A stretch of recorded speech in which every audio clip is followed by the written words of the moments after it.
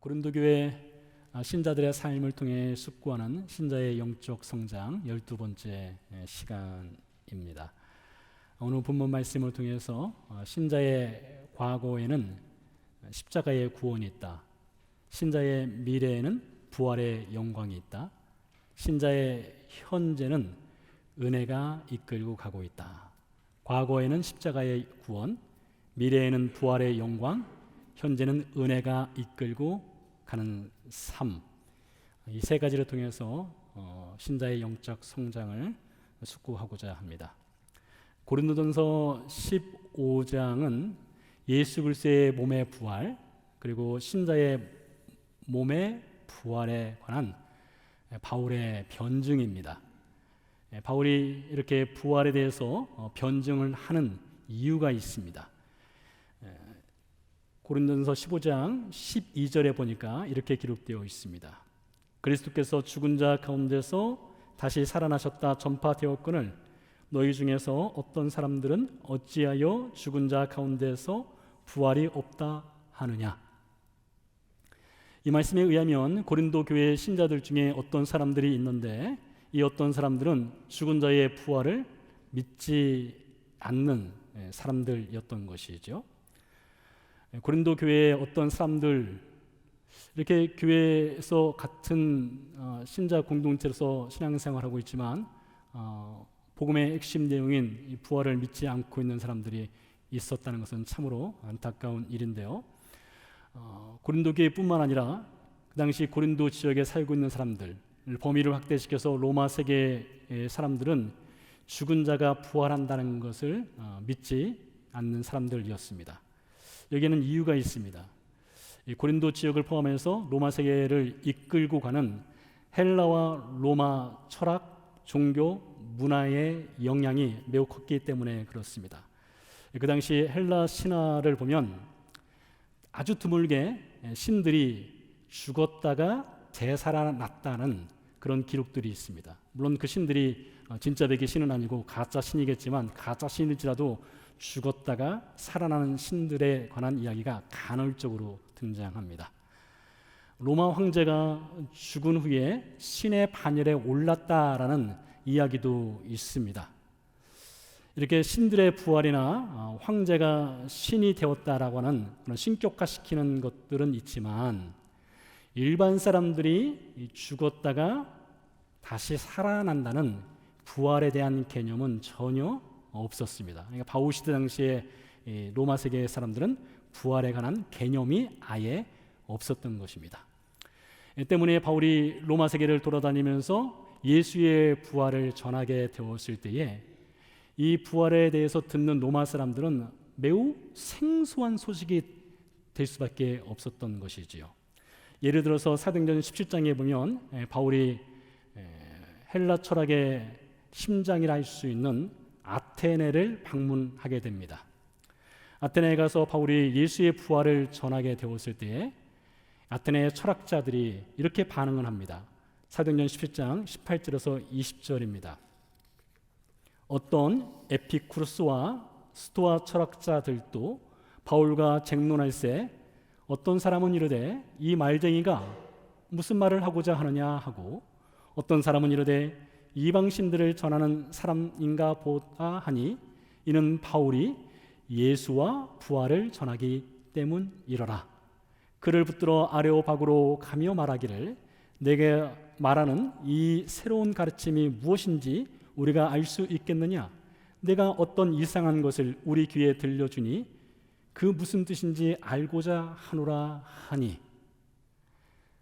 여러분, 우리가 학교에서 배운 에피쿠로스와 스토아 학파가 사도행전 17장에 등장하는 것을 볼 수 있습니다. 에피쿠로스 학파는 내세를 인정하지 않았습니다. 즉 죽은 자가 부활한다는 것을 인정하지 않는 학파, 에피쿠로스 학파가 되겠고요. 스토아 철학자들은 어떻습니까? 스토아 철학자들은 내세가 혹 있을 수는 있다. 하지만 내세가 있다 한들 그게 우리와 무슨 상관이 있겠느냐. 중요한 것은 우리의 현실이다를 가르쳐 왔습니다. 두 학파의 내세에 대한 개념이 약간 결은 다르지만 내세가 아예 없다 혹은 있을지라도 우리가 무슨 상관이 있냐, 이 정도였던 것이죠. 이 두 학파의 철학적 가르침이 로마 세계를 지배하고 있었습니다. 고린도도 마찬가지였고요. 그러니 바울이 이 고린도 지역에 가서 예수의 부활을 전했을 때에 그들도 마찬가지로 이 생소한 가르침에 흥미를 느끼거나 혹은 거부하거나 혹은 조롱하였을 것입니다. 그런데 이렇게 죽은 자에 대한 부활의 개념이 전혀 없던 고린도 사람들이 예수의 부활을 전하는 바울의 복음을 듣고 그들이 복음을 받아들이게 되었습니다. 정말로 놀라운 일이 벌어지게 된 것이지요. 자, 여러분, 이것을 우리에게 한번 적용을 시켜보도록 하지요. 여러분 어떻습니까? 여러분은 예수님께서 십자가에서 죽으시고 사흘 만에 죽음을 이기시고 부활하셨다는 사실을 여러분은 어떻게 받아들이고 있습니까? 여러분은 그것을 믿고 있습니까? 거부하고 있습니까? 어떻습니까? 어떤 사람들은 이렇게 말할 수 있습니다. 예수의 부활을 눈으로 직접 본다면, 죽은 자가 살아나는 것을 눈으로 확인할 수 있다면 나는 부활을 믿겠다, 이렇게 말할 수도 있겠죠. 흔히 사람들이 하나님을 보여주면 내가 믿겠다, 이렇게 말하는 것처럼요. 근데 여러분, 정말로 사람들이 죽은 자의 부활이나 혹은 예수의 부활을 눈으로 확인하면 예수의 부활을 믿을까요? 복음을 받아들일까요? 성경은 이 질문에 대해서 매우 회의적인 답을 내놓고 있습니다. 본다고 해서 믿는 것이 아니란 것이죠. 예를 들어서 누가복음 16장에 보면 부자와 거지 나사로 이야기가 있습니다. 부자와 나사로가 있었습니다. 두 사람이 죽었습니다. 부자는 죽은 후에 지옥에 갔고요. 거지 나사로는 죽은 후에 아브라함의 품에 안기게 되었습니다. 아마 아브라함의 품은 천국으로 이렇게 말을 바꿔서 말을 해도 괜찮을 것 같습니다. 그러니까 천국과 지옥에 간 것이죠. 지옥에서 고통받던 이 부자가 너무 고통스러운데 세상에는 아직 하나님을 믿지 않는 5 형제가 살아 있었습니다. 그래서 이 5 형제가 자신이 고통받고 있는 지옥으로 오지 않기를 바라는 마음으로 아브라함에게 이런 부탁을 합니다. 아브라함, 아브라함, 죽은 나사로를 살려서 다시 세상으로 돌려보내면 내 형제들이 나사로가 살아온 것을 보고 지옥이 있다는 것을 알게 됐더니 제발 부탁드립니다. 아브라함이요, 나사로를 살려서 내 형제들에게 보내주십시오, 이렇게 부탁을 합니다. 그때 아브라함이 이렇게 답을 합니다. 세상에는 이미 모세와 선지자가 있다. 달리 말하면 모세와 선지자는 이 성경을 가리키는 거예요. 모세와 선지자, 이 성경이 이미 죽은 자의 부활에 대해서 지옥과 천국에 대해서 이미 말을 하고 있다. 죽은 자가 살아 돌아간다 한들 이 성경을 믿지 않는다면, 말씀을 믿지 않는다면 눈으로 죽은 자가 살아 돌아와도 믿지 않을 것이다, 이렇게 답을 합니다. 그런 여러분, 누가복음 16장에 의하면 죽은 자가 살아나는 것을 눈으로 목격한다 할지라도 예수의 부활을 믿는 것은 상당히 어렵다, 이렇게 볼 수 있겠죠. 또 다른 예가 요한복음 11장에 등장합니다. 요한복음 11장에 보면 나사로가 죽었다가 나흘 만에 살아나게 되지요. 그 사건을 예루살렘에 살고 있는 많은 사람들이 직접 눈으로 확인했습니다. 나사로가 분명히 죽었고 나사로가 살아났어요. 근데 그 며칠 뒤에 예수께서 십자가에서 죽었다가 사흘 만에 다시 살아났습니다. 여러분이 나사로의 죽음과 나사로가 다시 살아난 것을 직접적으로 목격한 사람들이라면 예수가 십자가에서 죽었다가 예수가 사흘 만에 살아났다는 것도 충분히 이미 한 번의 경험이 있기 때문에 믿을만 한데 아무도 믿지 않았습니다. 예수가 살아난 건 믿지 않았어요. 심지어 예수님의 제자들조차도 나사로가 살아난 것을 그들의 눈으로 목격했으나 믿지 않았습니다. 자, 그러니 성경은 말합니다. 눈으로 본다고 해서 믿을 수 있느냐? 꼭 그런 것은 아니다. 아마 눈으로 본다 할지라도 대부분의 사람들은 믿지 않을 것이다. 이것이 성경의 가르침입니다. 한 가지 예를 더 들어볼까요? 예수님께서 십자가에 못 박히셨습니다. 그때 십자가 밑에서 예수님을 조롱하던 사람들이 있었죠. 유대인들도 있었고 그 중에 대제사장들도 있었고 바리새인들도 있었습니다. 그들이 예수님께 말하죠. 네가 십자가에서 내려와 봐라. 그러면 우리가 너를 메시아로 믿겠노라. 이렇게 말하죠. 여러분 정말 그럴까요? 예수께서 십자가에서 내려오면 그들이 그것을 보고 예수를 메시아로 영접할까요? 그렇지 않을 것입니다. 본다는 것이 믿음을 주지는 않습니다. 아마 여러분이 그 증거가 될 수 있을 것 같아요. 우리는 예수의 십자가 사건을 직접 본 사람들이 아닙니다. 예수의 죽음을 직접 본 사람들이 아니에요. 예수의 부활을 우리의 눈으로 직접 목격하지 않았습니다. 그런데 여러분 어떻습니까? 여러분이 신자라면 여러분은 분명히 예수의 십자가 죽음을 믿을 것입니다. 여러분이 신자라면 예수님이 장사되었다가 사흘 만에 살아났다는 것을 눈으로 보지 않았으나 분명 여러분은 고백하고 믿을 것입니다. 그런 여러분, 눈으로 본다고 해서 믿음이 생긴다 그렇게 말할 수 없는 것이지요. 그렇다면 여러분이 믿는 십자가의 믿음이나 예수의 부활에 관한 믿음, 그 믿음은 도대체 어디에서 만들어진 것입니까? 도대체 그 믿음은 어디에서 온 것일까요? 어떤 설득력 있는 혹은 논리적인 말에 여러분이 설득당해서 그 믿음을 갖게 된 것일까요? 성경은 우리가 믿음을 갖게 된 그 이유를 로마서 10장에서 이렇게 말합니다. 믿음은 들음에서 나며 그 들음은 곧 예수 그리스도의 말씀이니라. 이렇게 말하고 있어요. 여러분, 믿음은 보는 것에 통해서 나는 것이 아니라 믿음이라고 하는 것은 들음을 통해서 난대요. 들음을 통해서 믿음이 생긴다고 말하고 있습니다. 그 들음의 내용이 무엇이냐?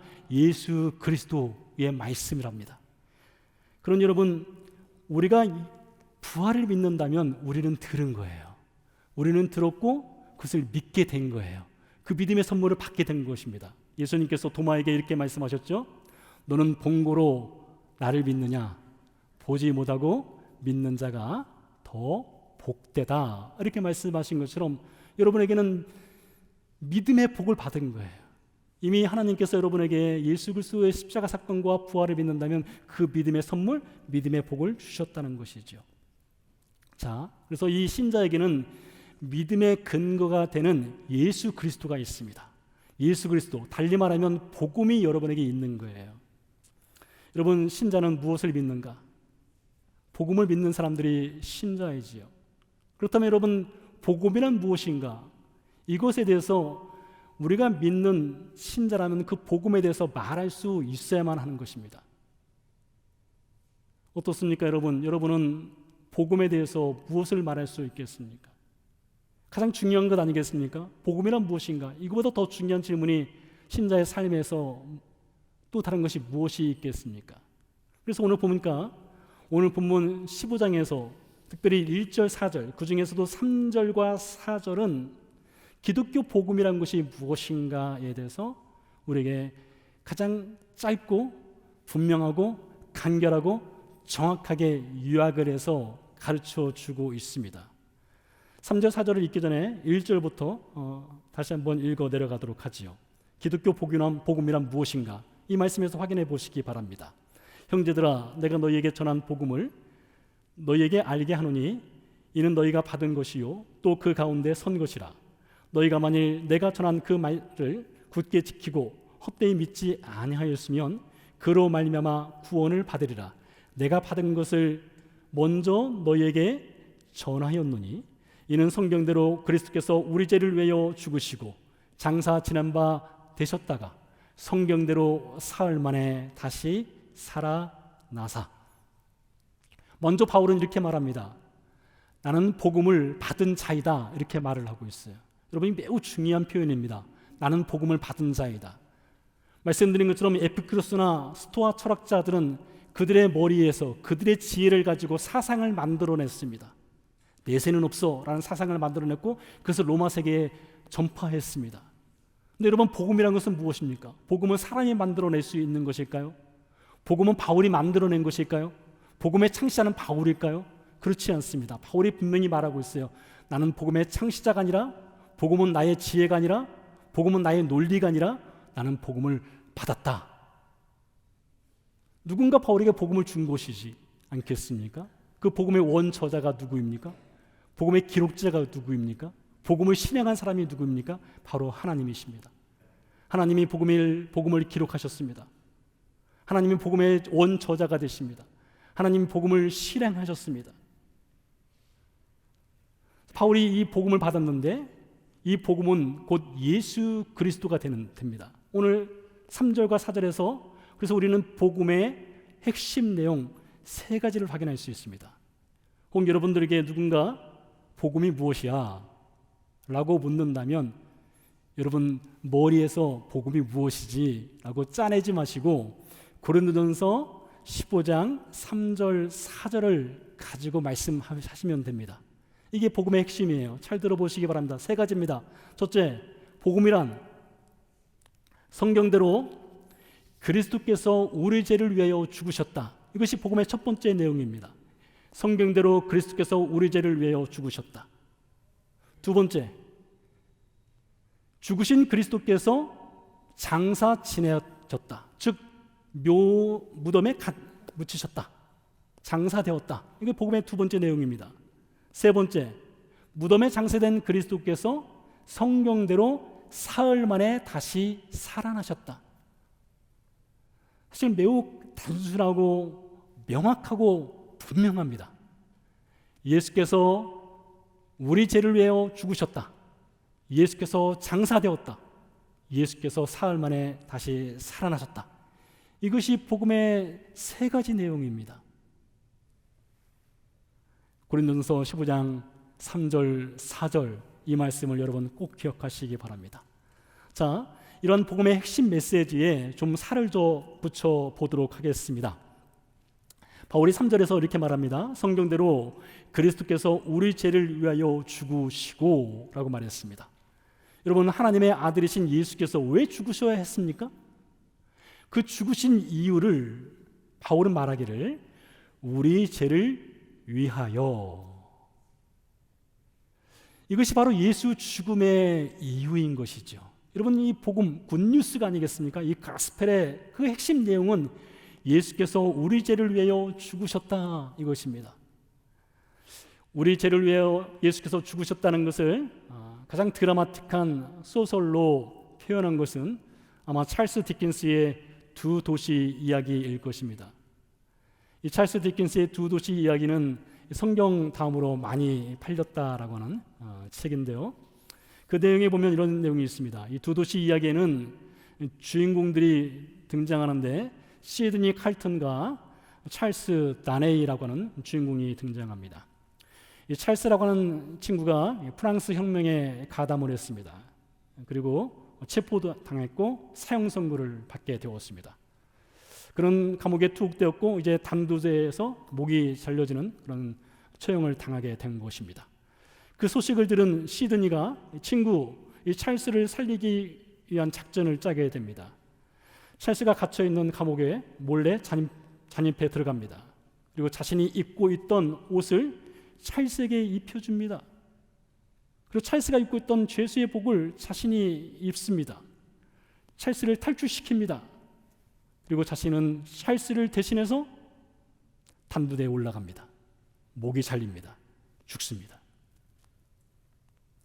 찰스를 대신해서 단두대에서 죽임을 당하는 시드니는 예수 그리스도를 투영하는 인물입니다. 그렇죠. 예수님께서 우리 죄를 위해서 죽으신 것처럼 시드니가 찰스를 대신해서 죽었습니다. 시드니의 대신 죽는 그 죽음, 그 희생으로 인해서 찰스는 살려냄을 받았습니다. 그 찰스는 누구를 가리킬까요? 바로 우리 자신을 가리키는 것입니다. 찰스 디킨스는요, 이 두 도시 이야기에서 마지막 문장을 이렇게 써내려갑니다. 아주 기가 막힌 문장을 써내려갑니다. 이렇게 말을 하고 있습니다. 내가, 여기서 내가는 시드니를 가리키겠는데요, 내가 지금 하려는 일은 지금까지 했던 그 어떤 행위보다 훨씬 더 숭고하다. 여러분, 사복음서에서 말하는 예수님의 행적을 보십시오. 예수님의 행적에는 놀라운 일들이 있었습니다. 병자를 치유하였습니다. 귀신을 내어 쫓으셨습니다. 갈릴리 바다를 잠재우셨습니다. 죽은 자를 살리셨습니다. 오병이어의 기적을 행하셨습니다. 예수님이 행한 행적은 정말로 놀라운 것들이 많았습니다. 그런데요, 그 어떤 예수님의 일들도 예수님의 십자가 사건보다 더 숭고하고 더 위대하고 더 영광스러운 것은 없습니다. 왜요? 왜 예수님의 십자가 사건이 가장 위대하고 가장 영광스럽고 가장 숭고한 사건일까요? 거기에는 우리 죄를 위하여가 담겨 있기 때문입니다. 예수님의 십자가에는 우리 죄를 위하여가 담겨 있기 때문에 가장 위대한 사건이 되는 것이죠. 하나님께서는 그 예수님의 십자가 사건을 2000년 전에 준비해 놓으셨습니다. 우리가 예수를 알기도 전에, 예수의 이름을 부르기도 전에 하나님께서 2000년 전에 예수의 십자가를 그 골고다에 준비를 해 놓으시고 그 과거의 그 시간에 예수 십자가 사건을 통해서 우리 죄를 위하여를 새겨 놓으셨습니다. 여러분은 아시죠? 과거라고 하는 것은 우리가 바꿀 수 없는 것입니다. 과거의 어떤 사건은 우리가 변경할 수가 없어요. 그것은 팩트 그 자체를 우리가 수정할 수가 없습니다. 지울 수가 없는 것이에요. 그 과거의 사건, 2000년 전에 여러분과 저를 위해서 우리 죄를 위하여 예수께서 십자가에서 죽으셨습니다. 여러분, 이것이 바로 복음의 위대한 능력입니다. 이게 복음의 위대한 메시지가 되는 것이에요. 자, 이렇게 예수께서 십자가에서 우리 죄를 위해서 죽으시는 그 사건을 통해서 우리에게 주신 것이 있습니다. 그것은 바로 미래의 부활의 영광을 우리에게 허락해 주셨습니다. 왜 예수께서 십자가에서 죽으신 후에 다시 살아나야만 했을까요? 하나님의 나라로 돌아가기 위해서 살아나야 했을까요? 예수님의 어떤 생명의 능력을 보여주기 위해서 예수님이 죽음을 이기시고 살아나야 했을까요? 아닙니다. 예수님이 살아나야 했던 이유는 로마서 4장 25절에서 이렇게 증언합니다. 예수는 우리가 범죄한 것 때문에 내줌이 되고, 잠깐 끊어볼까요? 여기서 내줌이 되었다는 말은 예수께서 십자가에서 우리 죄를 위하여 죽으셨다. 복음의 첫 번째 메시지가 그 안에 있는 것입니다. 또한 우리를 의롭다 하시기 위하여 살아나셨느니라. 여러분, 예수님을 보십시오. 예수님은 모든 것을 for us입니다. 우리를 위하여 십자가에서 죽으시고 다시 살아난 목적, 이유 역시 우리를 의롭다 하시기 위해서 살아나셨다. 이렇게 성경이 증언하고 있는 것입니다. 우리를 의롭다 하시기 위해서 십자가에서 죽으시고 살아나신 예수께서는 우리에게 의로운 하나님의 자녀라는 선물을 허락해 주셨어요. 우리가 의로운 삶을 살아서 의로운 것이 아니라 예수님의 의로움의 옷을 우리에게 입혀주신 것입니다. 그래서 우리가 장차 하나님의 나라에 갔을 때에 하나님께서 우리를 보실 때에 무엇을 통해서 보시느냐? 예수의 의로움의 옷을 입은 신자를 보게 되는 거예요. 뿐만 아닙니다. 예수께서 우리를 의롭다 하셨을 뿐만 아니라 우리에게 주신 선물이 있는데 그건 바로 몸의 부활의 선물을 주셨습니다. 여러분 기억하십시오. 장차 우리 신자들은 몸이 부활할 것입니다. 우리 몸은 언젠가 죽을 것입니다. 혹 화장될 수도 있어요. 다 썩을 것입니다. 그러나 하나님께서 썩든지 화장이 되든지 어떻게 되든지 우리 몸을 다시 부활시킬 거예요. 원상 회복시켜 주실 것입니다. 그런 몸의 부활을 예수님께서 약속해 주셨어요. 그래서 바울이 고린도전서 15장 20절에서 이렇게 말합니다. 예수님께서는 장차 부활할 우리 신자들의 부활의 첫 열매가 되신다. 이렇게 말을 하고 있습니다. 예를 하나 들어서 설명을 해보도록 하지요. 여러분들 가운데 사과나무와 배나무를 구분하실 수 있는 분이 계신지 모르겠습니다. 하실 수 있는 분이 계세요? 아마 어떤 전문적인 과수원을 하시다든가 그런 분들이라면 얼마든지 구분할 수 있겠지만 일반 사람들이 눈에 볼 때는 사과나무, 배나무 묘목 심겨져 있는 거 보고 이건 사과나무, 이건 배나무 구분하는 것 그리 쉬운 일 아닐 것입니다. 근데 아주 간단하게 구분할 수 있는 방법이 있죠. 무엇을 보면 됩니까? 열매를 보면 돼요. 열매를 보면은 이게 사과나무인지 배나무인지 우리는 구분할 수 있게 됩니다. 바울이 지금 그 얘기를 하는 거예요. 골고다에 예수의 십자가가 세워졌습니다. 예수님께서 골고다에 심겨지셨어요. 한 알의 밀이 심겨지듯이 예수님이 골고다에 심겨지셨습니다. 사흘 뒤에 예수님이 싹을 틔웠어요. 골고다에서 부활의 나무가 자라나게 된 것입니다. 그 부활의 나무 예수 그리스도입니다. 그리고 부활의 나무에서 첫 열매가 맺혔는데 예수 그리스도라는 부활의 첫 열매가 맺혔어요. 그 부활의 첫 열매를 따라서 예수를 믿는 모든 신자들은 두 번째, 세 번째, 네 번째 같은 부활의 열매를 맺게 된다라는 것이죠. 그런 여러분 기억하십시오. 우리의 과거에는 우리 죄를 위하여 라는 십자가의 은혜가 있습니다. 우리의 미래에는 반드시 신자에게 주어지는 몸의 부활이라고 하는 영광이 주어지게 될 것입니다. 자, 그렇다면 이게 과거에는 십자가의 은혜가 있고 미래에는 부활의 영광이 있는데 그 사이가 있죠. 그건 우리의 현재 삶입니다. 우리의 현재 삶, 현실이죠. 오늘 바울이 신자의 현실에 대해서 8절과 9절에서 이렇게 증언합니다. 8절 9절 말씀 읽어보도록 하겠습니다. 맨 나중에 만삭되지 못하여 난 자 같은 내게도 보이셨느니라.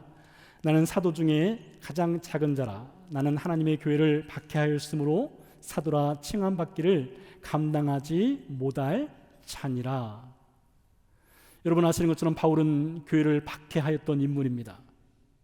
그는 예루살렘 교회 스데반 집사가 복음을 전할 때에 스데반 집사를 유대인들이 죽이고자 했을 때에 그것에 동조하였고 자신의 손에 스데반 집사의 피를 묻혔던 살인자였습니다. 바울로 인해서 예루살렘 교회가 큰 시련을 당하기도 했습니다. 그렇기 때문에 바울이 오늘 고백합니다. 나는 하나님의 교회를 박해하였다. 그 말인즉슨 나는 하나님의 은혜를 받을 자격이 전혀 없는 사람이었다. 이렇게 말하는 것이죠. 그런데 10절에서요 바울이 놀라운 고백으로 이어갑니다. 10절의 시작은 이렇게 됩니다. 그러나로 시작해요. 반전의 접속사 그러나로 시작합니다. 그러나 내가 나 된 것은 하나님의 은혜로 된 것이니 나는 비록 하나님의 교회를 박해하였고 스데반 집사를 죽이는 순교의 피를 묻히는 그런 죄를 범하였으나 그러나 나의 나 된 것은 하나님의 은혜로 된 것이니 내게 주신 그 은혜가 헛되지 아니하여 내가 모든 사도보다 더 많이 수고하였으나 내가 한 것이 아니요 오직 나와 함께 하신 하나님의 은혜로라. 여러분 바울이라고 하는 인물은요 1세기 당시 그 어떤 제자들보다 더 많이 수고하였습니다. 그가 1차, 2차, 3차 혹은 4차까지 선교 여행을 하게 되는데 그가 걸었던 그 선교지 그 거리를 계산해 보면 대략 13,000마일 정도를 그가 걸었습니다. 혹은 배를 타고 항해를 했습니다. 여러분 13,000마일이면 이곳 버지니아에서 캘리포니아까지가 대략 6,000마일이 약간 넘습니다. 거기를 왕복하는 거리, 엄청난 거리를 바울이 걷거나 배를 타고 다니면서 소아시아 지역과 마게도니아 지역과 로마를 돌아다니면서 바울이 복음을 전했습니다. 그러니 그는 그 어떤 사도들보다 어떤 제자들보다 더 많이 수고한 것이 분명하지요. 바울을 통해서 많은 교회들이 개척되었습니다. 바울은 성경에 13권을 썼습니다. 신약 성경에 13권을 썼으니 거의 반 가까이를 그가 쓴 것이지요. 그런데 여러분 오늘 바울의 고백을 들어보시기 바랍니다. 이렇게 고백하고 있습니다. 내가 나 된 것은 하나님의 은혜로 된 것이다. 여러분 도대체 은혜란 무엇입니까? 우리가 흔히 말하는 은혜란 무엇입니까? 은혜의 정의는 값을 지불하지 않았음에도 불구하고, 받을 자격이 없음에도 불구하고 값없이 주어지는 선물, 이것을 우리는 은혜라고 말을 하고 있습니다. 그런 여러분, 바울이 수고해서 하나님의 은혜를 받았다면, 그가 13,000마일을 걸으면서 복음을 전해서 하나님의 은혜를 받았다면, 그 은혜는 은혜가 아니라 수고의 대가인 것이지요. 바울은 그렇게 말하지 않았습니다. 바울은 이렇게 말합니다. 내가 하나님의 은혜를 받았기 때문에 나는 13,000마일이나 걸으면서 소아시아 지역과 그리스 지역과 로마 지역을 돌아다니며 복음을 전했습니다. 내가 하나님의 은혜를 받았기 때문에 교회를 개척할 수 있었습니다. 내가 하나님의 은혜를 받았기 때문에 성경을 쓸 수 있었던 것입니다. 때문에 바울의 일상생활을 이끌고 가는 것은 그의 열심과 그의 헌신이 아니라 하나님의 은혜가 바울에게 이미 주어졌기 때문에 바울이 하루하루의 삶을 살아갈 수 있었고, 선교도 할 수 있었고, 복음도 전할 수 있었고, 교회도 전할 수 있었고, 열심과 헌신과 노력을 할 수 있었던 것이죠. 그와 같이 여러분, 신자도 그렇습니다. 신자의 현실을 보십시오. 여러분, 오늘 우리가 살아가는 것, 여러분이 교회에서 열심을 내고 충성하고 봉사할 수 있습니다. 여러분의 열심과 충성과 봉사가 어떤 은혜를 받아내는 수단이 아닙니다. 하나님의 은혜가 주어졌기 때문에 신자는 봉사하는 것입니다. 하나님의 은혜가 이미 주어졌기 때문에 신자는 헌신하는 것입니다. 하나님의 은혜가 이미 주어졌기 때문에 신자는 충성하고 열심을 내는 것입니다. 하나님의 은혜는 미리 주는 은혜예요. 미리 주는 은혜입니다. 선행하는 은혜인 것입니다. 이런 미리 주시는 하나님의 은혜를 우리의 일상생활에서 어떻게 우리가 발견하고 우리가 부활의 영광 그날을 향해서 살아갈 수 있습니까? 여러분, 우리는 일상생활에서 어떻게 하나님의 은혜를 늘 발견할 수 있을까요?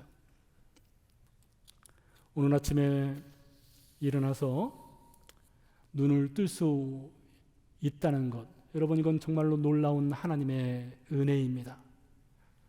이사야서 2장에 보니까 사람의 호흡은 그 코에 있다라고 말하고 있습니다. 그 코에 있는 호흡이 끊어지게 되면 우리는 눈을 뜨지 못합니다. 우리는 그걸 잘 몰라요. 아침에 일어나 눈을 뜨는 것을 너무나 자연스럽게 생각합니다. 그러나 결코 그렇지 않습니다. 생명의 주관자 되시는 하나님께서 우리의 생명의 호흡을 멈춘다면 우리는 아침에 눈을 뜨지 못할 수 있습니다. 그러나 오늘 아침에 우리는 눈을 떴어요. 우리는 일어났습니다. 여러분, 이것은 하나님께서 우리에게 이미 주신 은혜입니다. 오늘 하루를 살아낼 수 있는 은혜를 주신 거예요. 여러분, 건강하십니까? 여러분, 주의 은혜입니다. 몸이 건강해서 마음껏 무엇이든지 할 수 있는 건 정말로 주의 큰 은혜이지요. 여러분, 건강하지 않습니까? 몸이 불편하십니까? 힘든 것이 있습니까? 병이 있습니까? 지쳤습니까? 삶이 힘듭니까? 그러나 여러분, 살아있다는 것에는 항상 소망이 있습니다. 산 자에게는 소망이 있어요. 살아있다는 것 자체가 하나님이 주신, 이미 주신, 미리 주신 놀라운 은혜인 것입니다. 여러분 가운데 인생을 살면서 어두운 터널을 지나시는 분들이 있을 수도 있습니다. 여러분, 그 터널 안에도 하나님의 은혜가 있습니다. 여러분, 터널을 생각해 보시기 바랍니다. 터널을 생각하면 터널에는 지나다 보면 비상구들이 있죠. 위급한 일을 당했을 때 빠져나갈 수 있는 그런 문들은 있습니다. 근데 터널은요, 들어가는 입구도 하나, 나오는 입구도 하나입니다. 터널을 들어가서 여러 갈래의 길이 있어서 길이 헷갈리는 경우 없습니다. 들어가면 나오는 입구는 하나예요. 여러분, 인생의 터널도 마찬가지입니다.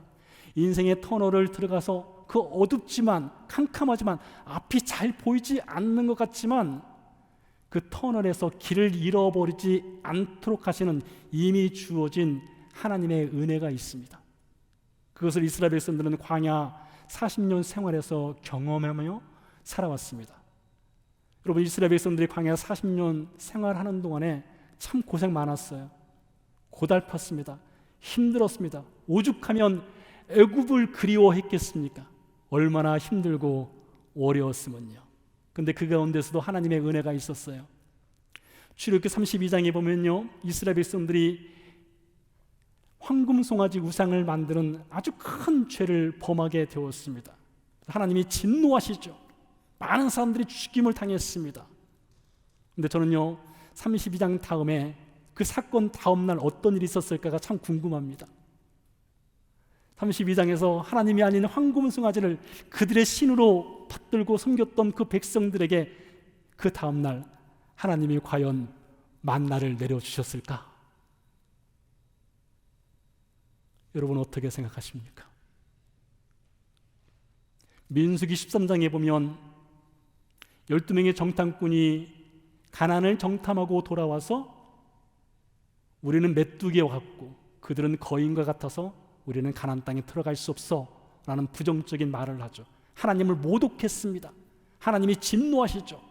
그래서 그들에게 40년이라는 광야 생활을 뺑뺑이를 돌린다고 했습니다. 그렇게 하나님을 모독했던 이스라엘 백성들에게 그 다음 날 하나님은 과연 만나를 내려주셨을까? 민수서 25장에 보니까 이스라엘 백성들이 모압 여인들과 음행하는 죄를 범했습니다. 아주 큰 죄를 범했어요. 하나님이 진노하시죠. 그 다음 날 하나님은 과연 이스라엘 백성들에게 만나를 내려주셨을까? 아니면 한번 굶어봐라, 굶어 죽어라 이랬을까? 신명기서가 그에 대한 답을 주고 있습니다. 신명기서에 보니까 이렇게 말하고 있어요. 이스라엘 백성들이 40년 광야 생활을 행하는 동안에 그들이 물이 없어서 갈아여 죽지 않았다. 그들이 먹을 양식이 부족해서 굶주려 죽지 않았다. 그들이 옷이 헤어지거나 그들의 신발이 닳아서 고통스러워하지 않았다. 하나님은 범죄하였을지라도 그 다음날 아침 식사를 주시는 분이셨습니다. 우상 숭배했을지라도 그 다음날 하늘에서 만나를 내려주시는 분이셨습니다. 여러분, 하나님의 은혜라고 하는 것은 다함이 없습니다. 하나님의 은혜라고 하는 것은 신자가 죄를 지면 은혜를 덜 주고 신자가 무엇인가 열심을 내면 은혜를 더 많이 주는 그런 하나님이 아니십니다. 왜요? 하나님의 은혜는 미리 주는 것이기 때문에 그래요. 미리 다 주셔요. 그래서 신명기에서 모세가 그렇게 고백을 하죠. 40년 광야 생활을 우리가 참 하나님께 불순종하고 범죄하고 살아왔지만 결국에 고백하는 것은 무엇입니까? 은혜였다. 하나님의 은혜로 이 40년 광야 생활을 해올 수 있었다. 이렇게 고백을 하는 것을 볼 수 있습니다. 그런 여러분, 우리 신자도 마찬가지입니다. 우리에게는 미래의 부활의 영광이 있습니다. 그러나 그 부활의 영광이 있는 그 아침에 도착할 때까지 우리는 은혜에 이끌려서 하루하루를 살아가고 있는 것입니다. 예수님께서 십자가를 지시기 전에 이렇게 말씀하셨어요. 누가복음 13장에 보니까 그러나 오늘과 내일과 모레는 나는 내 갈 길을 갈 것이다. 이렇게 말씀하셨어요. 여러분, 신자에게 주어진 오늘이 있습니다. 신자에게 주어진 내일이 있고 모레가 있습니다. 오늘과 내일과 모레 어떻게 살아가시겠습니까? 이미 주어진 하나님의 은혜로 살아가야 됩니다. 십자가를 통해서 우리 죄를 위하여 죽으신 그 하나님의 은혜, 그 은혜로 인해서 우리는 아침에 일어납니다. 그 은혜로 인해서 우리는 하루를 살아갑니다. 그 은혜로 인해서 우리는 하루를 버티고 있습니다. 그 은혜로 인해서 우리는 하루를 견디면서 우리는 살아가는 것입니다. 신자에게는 우리 죄를 위하여 예수 십자가의 죽음, 이 지울 수 없는 과거의 은혜가 있습니다. 신자에게는 미래, 부활의 영광, 이 지울 수 없는 미래의 영광의 약속이 있습니다. 신자에게는 오늘 미리 주신, 이미 주신 하나님의 은혜가 있어서 오늘 하루를 살아가고 있는 것입니다. 함께 기도하시겠습니다.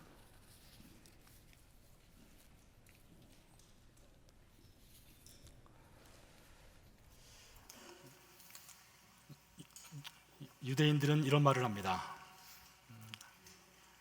하나님이 각각의 인생에게 인생을 연주할 악보를 주셨다.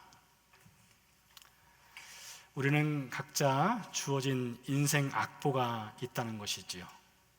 각자에게 주어진 인생 악보로 따라서 우리는 연주를 하게 될 것입니다. 남들과 비교하지 마십시오. 나에게 주어진 인생 악보를 충실하게 연주하십시오. 인생의 꽃이 피는 시기 다 다릅니다. 신발 사이즈 다 다릅니다. 걸음걸이 다 다릅니다. 비둘기는 비둘기의 날개짓이 있습니다. 독수리는 독수리의 날개짓이 있습니다. 다 주어진 삶의 상황과 환경이 다릅니다. 그러나 같은 것 하나가 있어요. 내가 나 된 것은 하나님의 은혜로 된 것이라. 십자가에서 우리 죄를 위하여 죽으신 그 은혜는 동일하게 주어졌습니다. 부활의 영광 동일하게 주어졌습니다. 그렇기 때문에 오늘 우리에게 주어진 오늘과 내일과 모레는 신자로서 이미 주어진 그 은혜로 인해서 하루하루를 신자는 살아갑니다. 이 시간 같이 잠시 기도하도록 하겠습니다. 이 시간 기도하실 때에 주님, 나에게 주어진 하루를 소중히 여기게 하시고 하나님이 주신 이 삶의 시간 주의 은혜를 기억하고 감사하며 살아낼 수 있는 신자 되게 해 주옵소서. 우리 잠시 기도하도록 하겠습니다. 사랑하시는 아버지 하나님, 감사합니다. 하나님, 우리에게 은혜를 더하여 주시옵소서. 우리에게 긍휼을 더하여 주시옵소서. 하나님, 하나님의 은혜로 우리가 구원을 받았습니다. 우리 죄를 위하여 죽으신 그 예수 그리스도로 인해서 구원을 받았습니다. 우리에게 부활의 영광, 그 미래를 허락하시니 감사를 드립니다. 그 약속을 주셨습니다. 오늘은 현실을 아버지 하나님이여 때로는 지치고 힘들고 어렵지만 하나님, 우리가 살아낼 수 있는 힘을 허락하여 주시옵소서. 비록 우리가 때로 넘어지고 때로는 우리가 절망하고 낭망하지만 하나님의 은혜가 있기에 오늘 하루를 살아낼 수 있는 신자 되게 해 주시옵소서. 이 세상을 살아가는 동안에 나의 힘을 의지할 수 없으니 기도하고 낙심하지 말 것은 주께서 참 소망이 되시리라.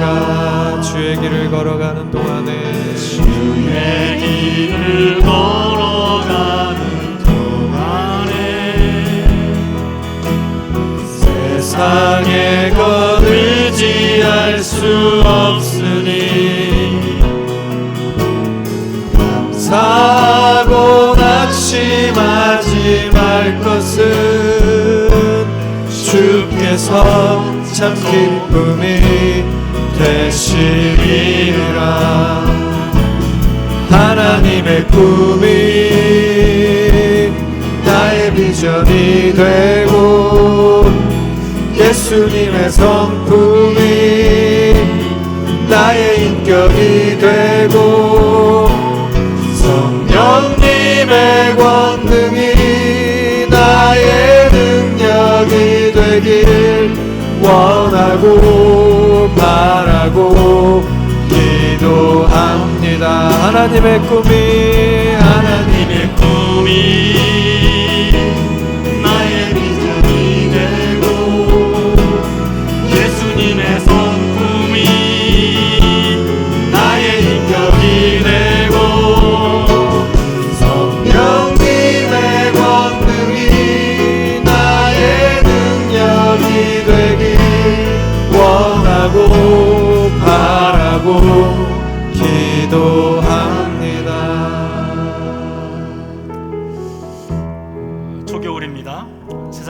그들이 푸르름의 옷을 벗었습니다. 화려하고 아름다운 꽃은 시들었고 떨어졌습니다. 그러나 여러분, 겨울은 지나갑니다. 봄은 다시 찾아옵니다. 꽃은 다시 필 것입니다. 여러분 가운데 혹독한 겨울을 지내고 있는 분들이 있습니까? 하나님의 은혜, 이미 주어진 그 십자가의 은혜로 하나님 잘 견뎌내고 버텨낼 수 있는 은혜와 지혜, 능력 주옵소서. 우리 시간 또한 우리 루카스를 주 앞에 올려드리며 기도하겠습니다. 우리 사랑하는 형제 루카스가 주의 은혜 가운데 강건할 수 있도록 함께 위에서 또한 기도하도록 하겠습니다. 살아계신 아버지 하나님, 감사합니다. 우리 아버지 하나님, 우리에게 이미 주어진 십자가의 은혜, 우리 죄를 위하여 죽으신 예수 그리스도의 십자가의 은혜가 있기 때문에 하나님, 우리에게 부활의 영광도 있고 오늘 하루도 우리가 살아갈 수 있음을 주 앞에 고백을 드립니다. 인생의 혹독한 겨울을 만나고 어둡고 칠흑 같은 터널을 지날 때에도 그 길을 잃지 않을 수 있는 것은 십자가의 은혜로 우리를 인도하시고, 우리가 비록 넘어질지라도, 우리는 비록 범죄할지라도 여전히 우리를 위해서 인생의 밥상을 차려주시고 힘을 낼 수 있도록 도와주시고 용기를 도와주시는 이미 주신 하나님의 은혜, 그 은혜가 있기에 우리의 삶을 살아낼 수 있음을 주님 고백합니다. 우리 아버지 하나님, 우리의 삶의 현장 가운데 허락하신 그 은혜로 인해서 우리의 삶을 힘있게 살아낼 수 있는 용기를 더하여 주시옵소서. 우리 아버지 하나님, 이 시간은 우리 사랑하는 형제 루카스를 접해 올려드리며 기도합니다. 사람의 뜻과 사람의 의지로 하나님 어떻게 하나님께서 행하시는 일을 다 이해할 수 있겠습니까마는 우리 아버지 하나님, 하나님은 궁일에 풍성하신 분인 것을 우리가 기억하며 고백합니다. 우리 아버지 하나님, 우리 형제에게 궁일을 베풀어 주시옵소서. 강건함을 더하여 주시옵소서. 우리 아버지 하나님, 우리는 기적을 믿을 수 없으나 하나님은 기적을 행하시는 분인 것을 주님 성령이 말하고 있기 때문에 주님 기대합니다. 소망합니다. 주님 도와주시옵소서. 기적을 행하시고 베풀어 주시는 주의 은혜가 우리 루카스에게 있기를 주여 간절히 소망하고 원하옵나이다. 살아계신 아버지 하나님, 감사합니다. 우리가 예수의 이름을 부르기 전에 2000년 전 골고다에서 십자가 위에 우리 죄를 위하여 라는 그 한 가지 목적으로 친히 나무에 달려 죽어주심으로 우리를 구원하셨을 뿐 아니라 장래 부활의 영광을 주시고자 죽음을 이기시고 살아나 주심으로 부활의 첫 열매가 되시고 부활의 소망을 갖게 해주신 것 감사를 드립니다. 부활의 영광의 날이 이르기 전 오늘 하루와 내일과 모레를 이미 주신 주의 은혜로 살아내기를 소원합니다. 하나님, 나의 힘으로 나의 능력으로 이 어둡고 칠흑 같은 터널을 통과할 수 없기에 하나님이 이미 주신 그 은혜를 기대하고 믿으며 하루하루를 버텨내고 이겨내겠습니다. 주님 도와주시옵소서. 힘을 주시옵소서. 이제는 그 아들을 보내신 하나님의 크신 사랑과 십자가에서 죽고 부활하심으로 우리 죄를 용서하시고 우리를 의롭다 하신 예수 그리스도의 은혜와 우리 안에 들어와 살아계시며 우리로 하여금 이 어두운 터널을 지날 수 있도록 용기 주시고 은혜 주시는 성령님의 은혜가 예배를 마치고 삶의 현장으로 돌아가는 성도의 삶 가운데 함께 하시기를 간절히 축원하옵나이다. 아멘.